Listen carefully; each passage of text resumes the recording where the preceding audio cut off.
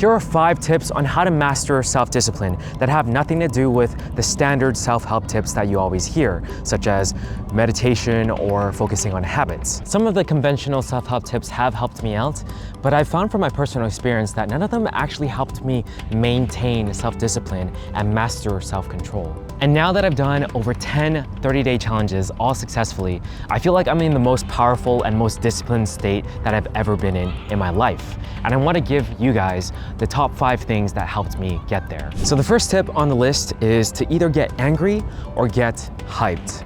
Both of those 2 things have helped me a lot for starting 30-day challenges and following through with them. For instance, my last video, which was quit doom scrolling for 50+ days, which is also quitting entertainment, media, all media.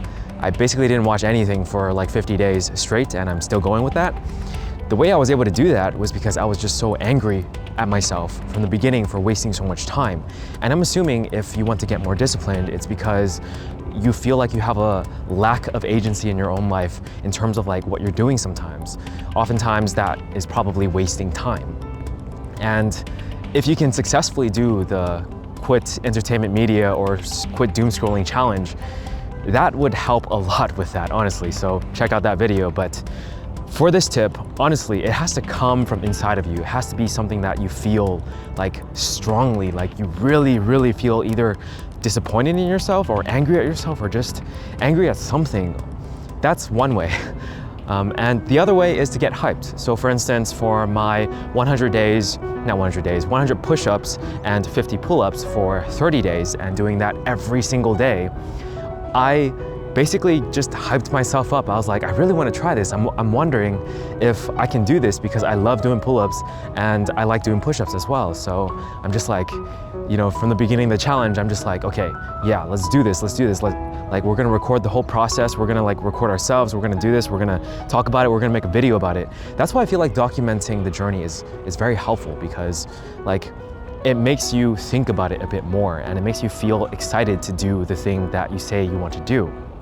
So that is the first tip. Get angry or get hyped. Having a strong initial push is very, very important. But the second tip is to trick your brain into thinking that it's temporary. Because even if your initial push is very, very strong and you think of it as a challenge where you're doing it forever, like you're trying to create a habit that you do for the rest of your life, it's still gonna weigh down on you. It's still gonna feel like this is such a difficult thing to do, and inevitably, you're gonna lose some discipline, you're gonna lose some motivation, and you're gonna stop. That's usually what happened to me. But if you're able to trick your brain into thinking that it's only temporary, for instance, a 30-day challenge, then it becomes a whole lot easier because you see a finish line. This is basically what happened for me when I did my quit all entertainment. Again, this is one of the biggest, I think, things that helped me gain self-discipline, so I'll be talking about this challenge a lot. But when I did it the first time for zero entertainment, I told myself it's just temporary, you know, I'm just gonna do it for 30 days and that's it. I ended up doing it for 35 days, and then afterwards I took a 2-day break and went back on it. But it's because I told myself that it was temporary from the very beginning that it was actually not too hard to do. It didn't feel like I'm committing to this for the rest of my life. But I ended up just tricking my brain into the third tip. And that third tip is to basically succeed. As long as you succeed in any form or way, you've proven to yourself that you have the ability to do so. Even if, for instance, you did it for a week or 2 weeks or 3 weeks, you've proven to yourself that you have that ability. And doing it the next time, again, especially if you did it for 30 days straight, you feel like you have the confidence now that you can do it again. At least that's how I felt when I restarted the challenge.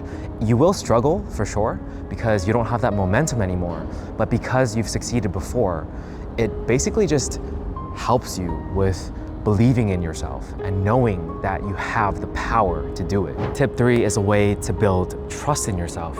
And that brings us to tip number 4, which also is a way to gain more trust in yourself.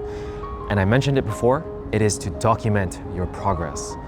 There's something magical, honestly, about documenting your progress, just recording yourself from day 1 to day 30 of doing a challenge or whatever you're doing, and seeing the differences between the first day and the last day.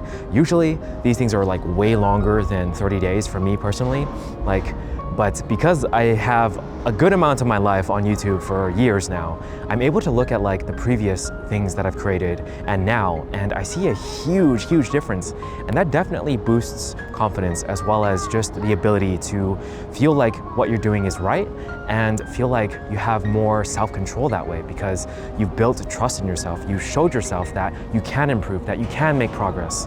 And by documenting it, like how I do basically every single day, like just documenting different aspects of things I'm working on, it's sort of like showing up and showing yourself that you are showing up, so that you're building that trust. And even if you aren't performing or doing your best, you're still proving to yourself that at the very least you can show up. And lastly, tip number 5, know the next step. I'd say one of the hardest tips that I've had to follow is this one, because I feel like a lot of the times my schedule is in chaos, especially whenever I'm traveling or whenever I'm here in Japan or whenever I'm interacting with a lot of spontaneous friends.